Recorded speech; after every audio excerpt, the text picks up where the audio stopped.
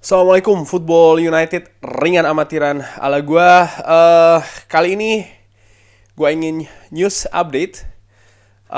Sumbernya gua ambil dari satu sumber yang sebenarnya sudah lama sih nggak pernah gua bahas ya. Yang ikutin Football United dari lama pasti tahu gua dulu sering ngambil berita dari Manchester Evening News. Malam ini gua akan news update dari Manchester Evening News. Langsung aja, kabar pertama ini diambil dari The Independent ya.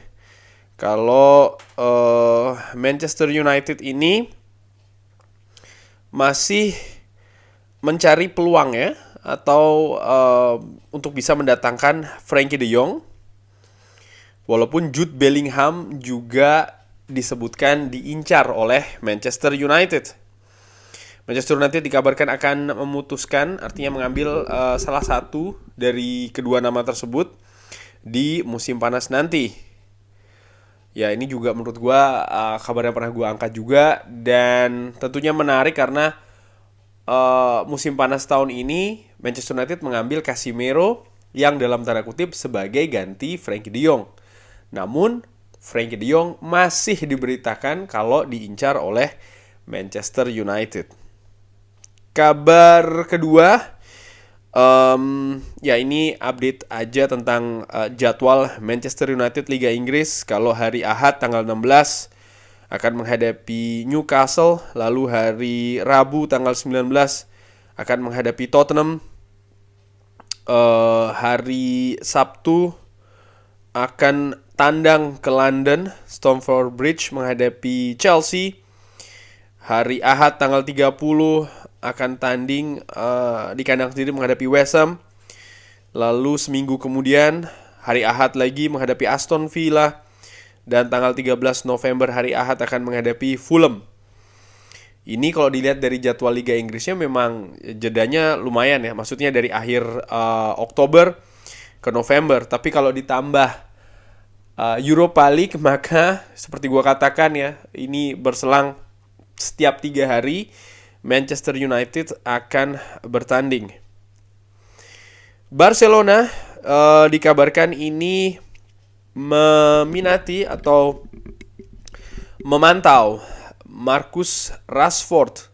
Barcelona dikabarkan oleh reports ini ingin mendatangkan bintang Manchester United Marcus Rashford. Ya, Manchester United sendiri masih belum memutuskan, belum ada pergerakan, walaupun dikabarkan akan menjadi prioritas ya.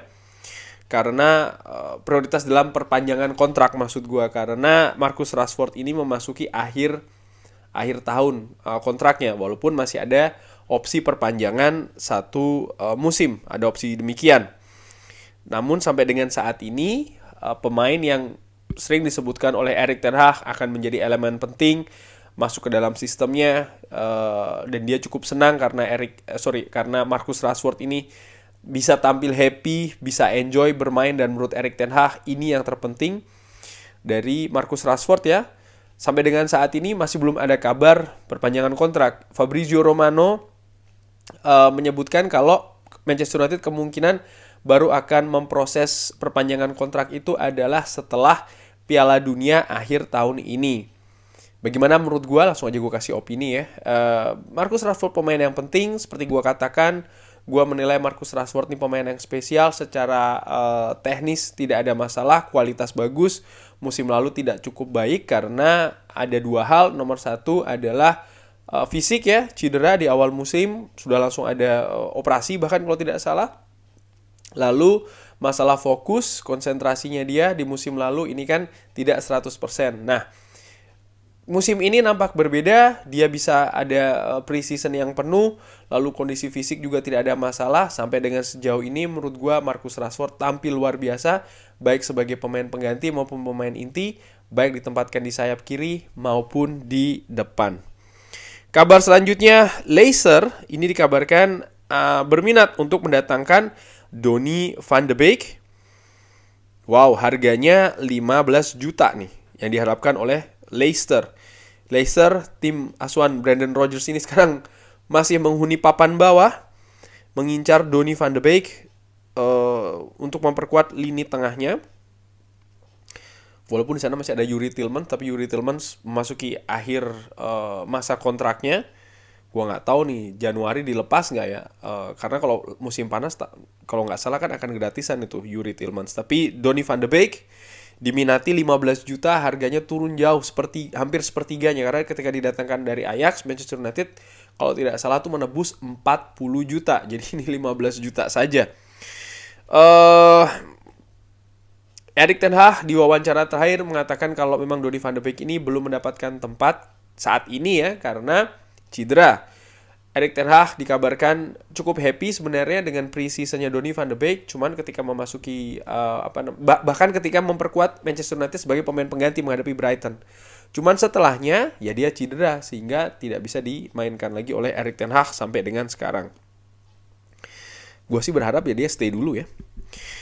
Brentford dikabarkan ini akan memperpanjang kontrak dari Ivan Toney. Ivan Toney ini sempat dihubungkan dengan Manchester United karena Manchester United masih mencari dan bahkan berusaha untuk memperkuat lini depannya, lini serangnya.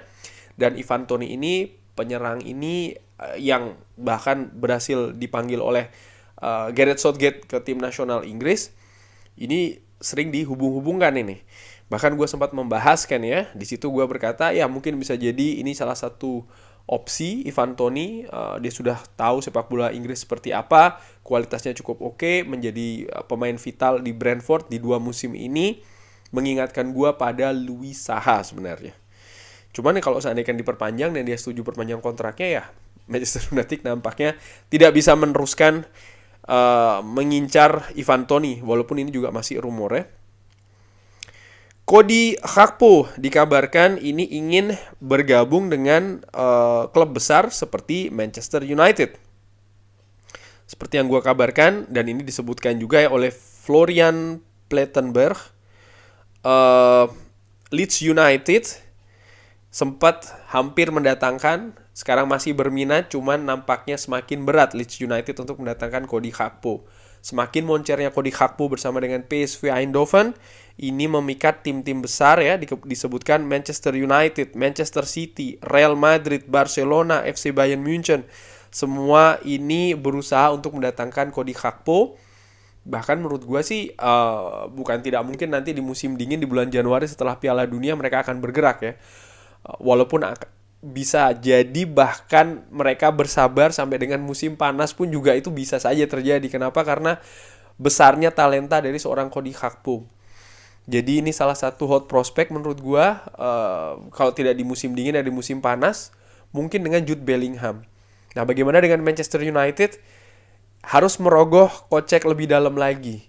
Musim panas ini Leeds United dikabarkan sepakat di angka 45 juta. Namun batal ya kan. Manchester United juga pada saat itu dihubungkan dengan harga 40 juta, 40-45 juta. Dan menurut gue musim panas atau musim dingin harganya tidak mungkin di situ sih. Akan lebih tinggi lagi, mungkin 50, mungkin juga 60 atau bahkan lebih tinggi lagi. Manchester United dikabarkan oleh Fabrizio Romano ini sempat ditawarkan Hirving Lozano. Saya diberitahu Hirving Lozano ini sempat ditawarkan ke Manchester United. Tapi mereka tidak pernah mengajukan penawaran ke Napoli. Situasinya sangat sepi. Sekarang saat ini dia sangat happy di Napoli. Saya pikir harganya akan sekitar 20-25 juta. Hirving Lozano, pemain yang sempat memperkuat PSV Eindhoven, salah satu pemain yang cukup bagus sebenarnya di di PSV Eindhoven, sehingga memikat tim lain ya. Dan saat ini dia membela Napoli.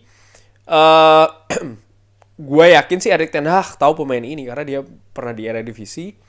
Cuman kenapa kok tidak bergerak Hirving Lozano? Dikabarkan juga karena memang Manchester United pada saat itu sangat berkonsentrasi untuk mendatangkan seorang Anthony.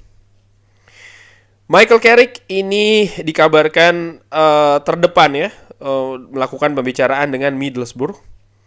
Menurut gue nih akan jadi bagus ya bagi mantan asisten manajer Manchester United ini, Michael Carrick, mantan kapten Manchester United juga kan Michael Carrick. Gua sih suka ya ketika dia menjadi staffnya Jose Mourinho, lalu Ole Gunnar Solskjaer, Ralf Rangnick. Dan menurut gua ini akan jadi langkah selanjutnya yang bagus bagi Michael Carrick. di karir manajerial ya. Setelah beberapa periode dia menjadi asisten manajer, tentu saja belajar dari Ole Gunnar Solskjaer, belajar dari Jose Mourinho, belajar dari Ralf Rangnick. Sekarang berusaha ya, atau dia bisa mengimplementasikan apa yang sudah dipelajari selama ini. Manchester United dikabarkan ini berminat untuk mendatangkan bek kanan Malo Gusto. Pemain 19 tahun ini akan selesai kontraknya di tahun 2024. Arsenal dan Chelsea dikabarkan juga berminat untuk mendatangkan ini. Pemain ini, Malo Gusto, sempat gua tonton secara langsung di Rotterdam ketika Feyenoord melakukan pertandingan uji coba menghadapi Olympique Lyon. Menurut gua dia tampil bagus. Pada saat itu dia tampil bagus. Dan gua sendiri pun kaget ternyata usianya masih muda. Dan menurut gua bek kanan yang sekarang ini dihuni oleh Diogo Dalot, kalau seandainya Manchester United mendatangkan bek kanan baru, gua sih lebih suka pemain ini pemain muda. Ya seperti inilah, usia masih 19 tahun. Atau bahkan bisa juga diambil dari akademi, it's fine, it's okay. Cuman gua sih lebih seraknya dengan amatiran ala gua kalau dalam tanda kutip pesaing dari Diogo Dalot ini adalah pemain muda. Kenapa? Pemain muda rasa laparnya besar ya. Tentu saja dia juga memberikan persaingan yang mungkin bisa jadi ketat bagi Diogo Dalot. Tapi Diogo Dalot punya satu sisi ini adalah pengalaman. Dan ini juga penting supaya persaingan itu jangan berat-berat banget ya. Persaingan harus ada, tapi juga tidak mengecilkan Diogo Dalot. Menurut gue sih dengan amatiran seperti itu. Sehingga kenapa Diogo Dalot ini kan dia sudah lama nih menunggu waktu untuk bisa memperkuat Manchester United supaya tidak terasa dikecilkan. Tapi tetap persaingan itu harus menurut gue. Ini ada kabar tentang apa sih arti dari selebrasi gol Cristiano Ronaldo ketika menghadapi Everton ya. Ternyata ini juga ada kaitannya dengan bercandaan. Ini ternyata dia ini menirukan dirinya dia sendiri ketika dia tertidur ketika traveling ya bersama dengan skuad Manchester United. Karena ini diperhatikan ternyata oleh tim yang lain ya. Dan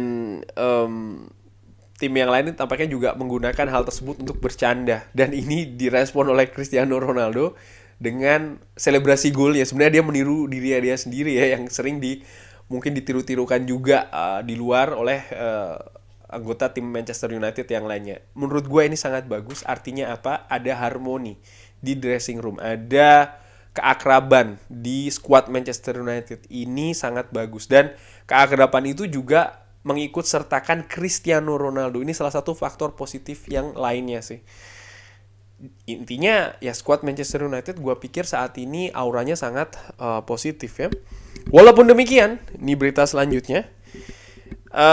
Di bursa tebak-tebakan, Cristiano Ronaldo akan kemana? Pertama ini ya ke Chelsea tebak-tebakannya, lalu ke Sporting Lisbon dan juga ke Atletico Madrid. Gua sih berharap Cristiano Ronaldo tidak kemana-mana musim dingin ini bulan Januari. Habiskan saja kontraknya nanti sampai dengan musim panas tahun depan. Bagaimana selanjutnya yaitu nanti diputuskan di musim panas tahun depan, kurang lebih demikian ya. Kabar lagi, Sergej Milinkovic-Savic ini dikabarkan dihargai 50 juta oleh Lazio. Dia belum memperpanjang kontraknya ya, karena berakhir di 2024. Manchester United dikabarkan ini berminat, sempat dihubungkan dengan Manchester United, dan apakah Manchester United akan bergerak ya untuk mendatangkan Sergej Milinkovic-Savic. Nama ini beberapa kali disebut-sebut oleh media di musim panas tahun lalu ketika Manchester United cukup kesulitan mendatangkan seorang Frenkie de Jong. Milinkovic-Savic bersama dengan Ruben Neves dan nama-nama lain ini disebutkan sebagai alternatif, walaupun yang datang justru kejutan ya, Casemiro. Apakah musim depan akan mendatangkan Milinkovic-Savic? Ini menurut gue cukup menarik ya. Secara individu, skill bersama Lazio, gue beberapa kali mengamati, gue melihat memang cukup bagus pemain ini. Tapi sekali lagi faktor kuncinya ada di Erik ten Hag dan juga tim kepelatihan Erik ten Hag. Ini penting menurut gue, karena sebaik apapun pemain itu sekarang berada di klub manapun ya, Tapi kalau dianggap oleh Erik ten Hag tidak sesuai dengan skemanya, tidak ada dalam radar Erik ten Hag, ya menurut gue percuma didatangkan. Karena yang sudah kita sudah banyak sekali pelajaran, pemain kualitas bagus, harga mahal datang ke Manchester United bukan atas permintaan manajer, ataupun manajer tidak sepenuhnya ya mengamati pemain-pemain tersebut, akhirnya tidak bisa maksimal di Manchester United, baik itu secara teknis maupun juga secara non teknis. Kurang lebih demikian news update kali ini dari Manchester Evening News.